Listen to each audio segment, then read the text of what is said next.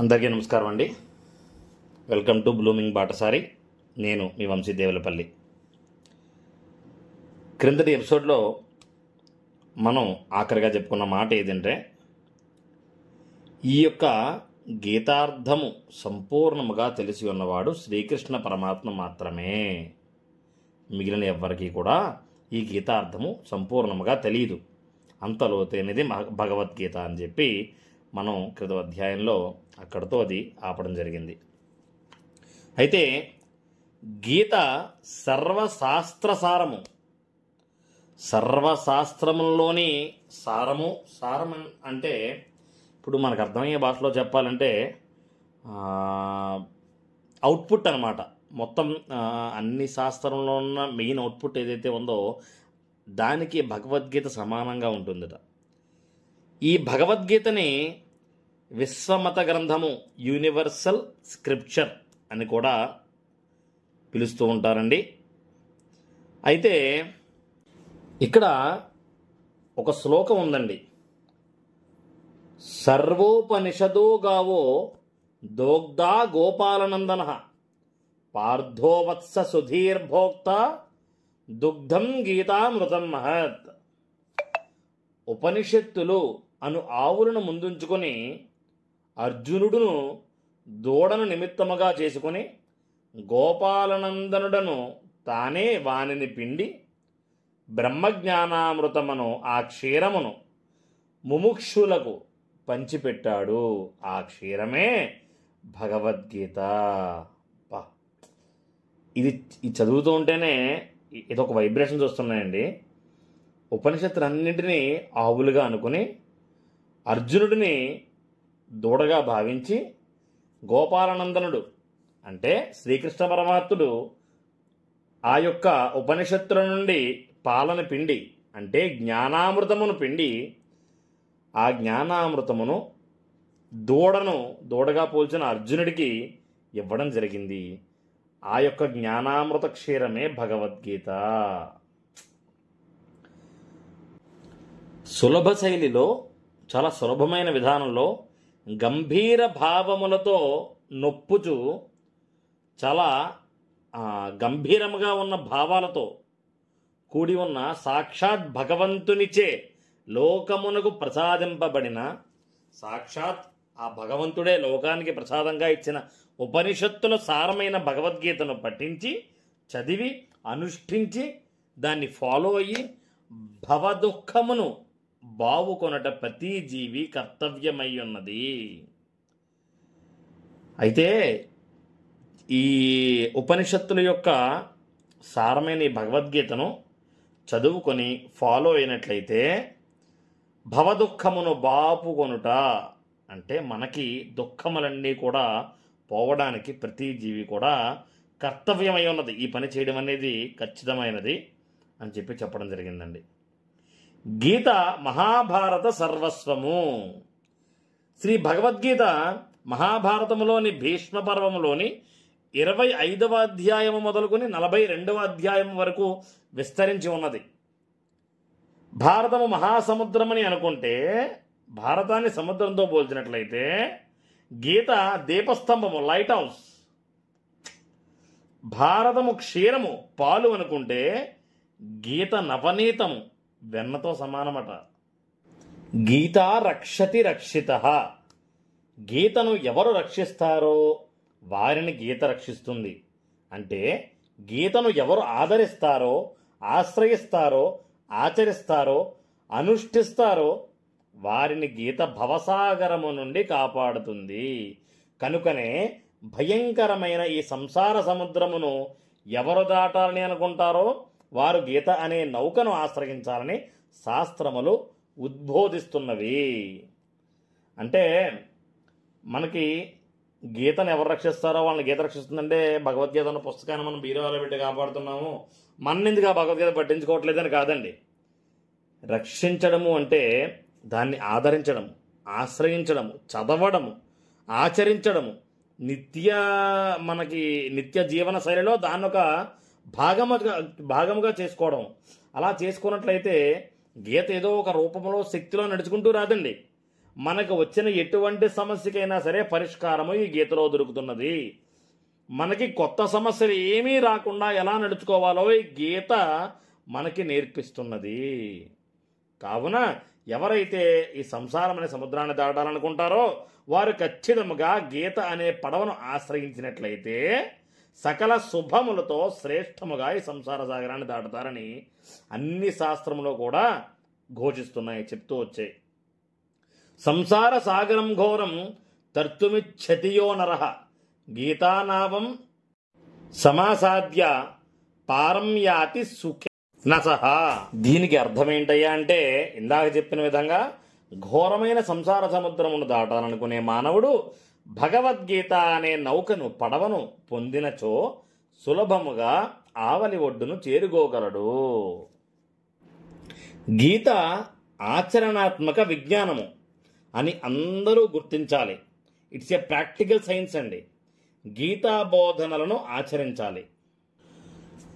గీత చెప్పేది ఏంటంటే, కర్మ చెడ్డది కాదు, కర్మ అనేది చెడ్డది కాదు, వ్యవహారము దూష్యము కాదు, నీ దృష్టిని పవిత్రము చేసుకొనము.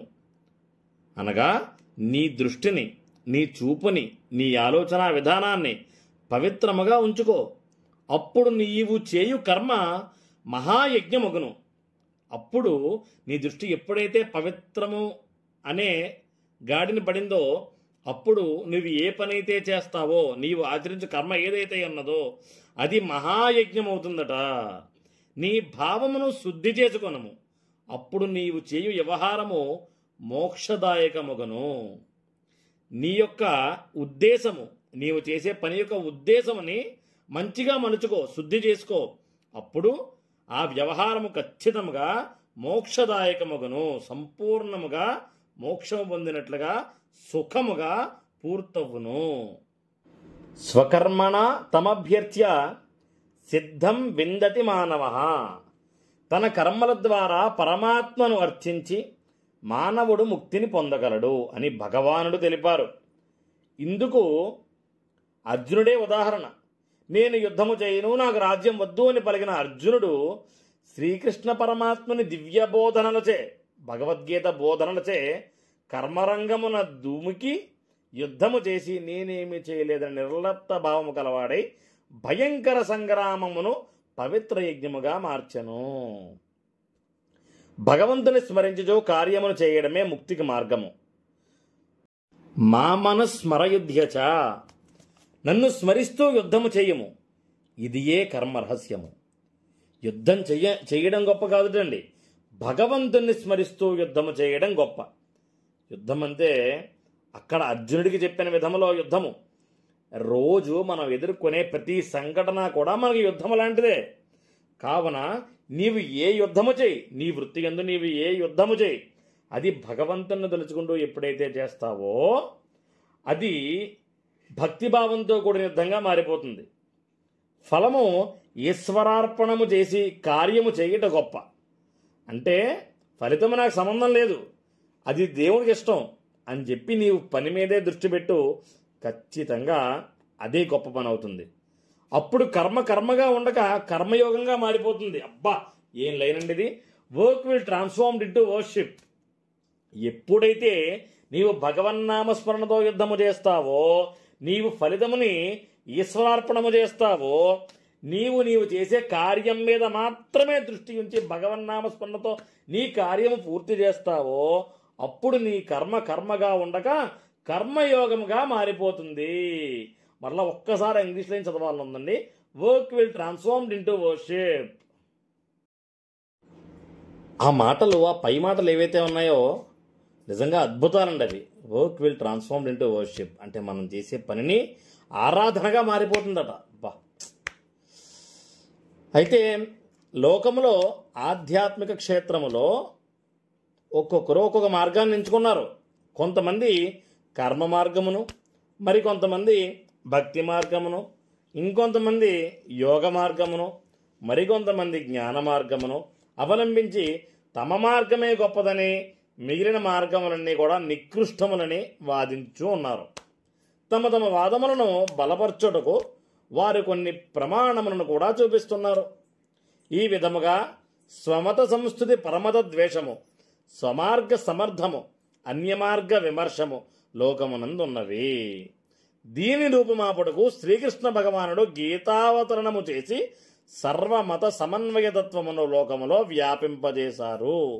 మోక్ష సాధనకు కర్మ, భక్తి, ధ్యానము, జ్ఞానము అని నాలుగు ద్వారములుగా ఏ ద్వారము గుండా పోయినా ముక్తి అయితే ప్రసాదింపబడుతుంది అని సెలవిచ్చారండి. ఇది ప్రస్తుతంలో ప్రతి ఒక్కరికి తెలియాల్సిన విషయం అండి. ఇప్పుడు ఒక మ్యాథమెటిక్స్లో ఒక ప్రాబ్లంకి సొల్యూషన్ వచ్చే విధానాలు చాలా ఉంటాయి. ఏ విధానంలో చేసినా end of the problem solution కరెక్ట్గా రావాలి, రిజల్ట్ కరెక్ట్గా రావాలి. అలాగే ఇక్కడ ఎవరి విధానాలు ఏవైనప్పటికీ నీవు ధర్మం కోసం నిలబడినట్లయితే, నీవు మంచి కోసం నిలబడినట్లయితే, నీవు నీ యొక్క పని మీద ధ్యాసతో నిలబడినట్లయితే, నీవు జ్ఞానం కోసం నిలబడినట్లయితే ప్రతి ఒక్కటి కూడా నిన్ను మంచి చోటుకే తీసుకువెళతాయి. ప్రతి ఒక్కటి కూడా నీకు విజయాన్నే లభిస్తాయి. అంతేకాని ఎన్నడూ కూడా నీవే గొప్ప, నీదే నిజము, నీ మార్గమే సరైన మార్గము అనే ఆలోచనను పక్కన పెట్టేయి. నీ మార్గము నీకు సరైనది, నీ ఆలోచన నీకు సరైనది, నీ యొక్క విధానము నీకు సరైనది. అలాగే పలు పలు విధానాలు కూడా ఉన్నాయి. ఎప్పుడూ కూడా ఎదుటివారి విధానాన్ని కానీ ఎదుటివారి యొక్క శైలిని కానీ నీవు తప్పు పట్టకు అని చెప్పి ఎటువంటి రకమైన కర్మ, భక్తి, ధ్యానము, జ్ఞానము ఇలా ఏ దారి గుండా వెళ్ళినా నీవు ఖచ్చితముగా ఆ యొక్క భగవంతుని ప్రసాదం పొందుతావని చెప్పి శ్రీకృష్ణ పరమాత్ముల వారు సెలవివ్వడం జరిగిందండి. ఇక్కడితో ఈరోజు ఎపిసోడ్ని ముగిద్దామండి. అయితే ఈ ఎపిసోడ్లో చాలా గొప్ప గొప్ప విషయాలు తెలుసుకున్నామండి. నేనైతే ఖచ్చితంగా ఈ ఎపిసోడ్లో చాలా ఇన్డెప్త్ వెళ్ళాను అని నాకు అనిపిస్తోందండి. నేను చదివిన వాటిలో, నేను జ్ఞానంలో వెళ్ళడం కాదండి, నేను చదివిన విషయాల్లో చాలా ఇన్డెప్త్ వెళ్ళాను అయితే నాకు అనిపించిందండి. నేను చెప్పేది మీకు అర్థమైనట్లయితే నా ఛానల్ని సబ్స్క్రైబ్ చేసుకోండి. నేను వీడియో పెట్టగానే మీకు నోటిఫికేషన్ వస్తుంది. అలాగే ఈ యొక్క 11 నిమిషాలు పూర్తిగా విని అర్థమైంది అని అనిపించిన వాళ్ళు ఎవరైనా ఉంటే ఒక కామెంట్ రూపంలో తెలియజేయండి. అలాగే ఈ ఛానల్ని షేర్ చేయండి, సబ్స్క్రైబ్ చేయండి. Thank you. మీ Vamsi Devulapalli. In and as blooming Batasari.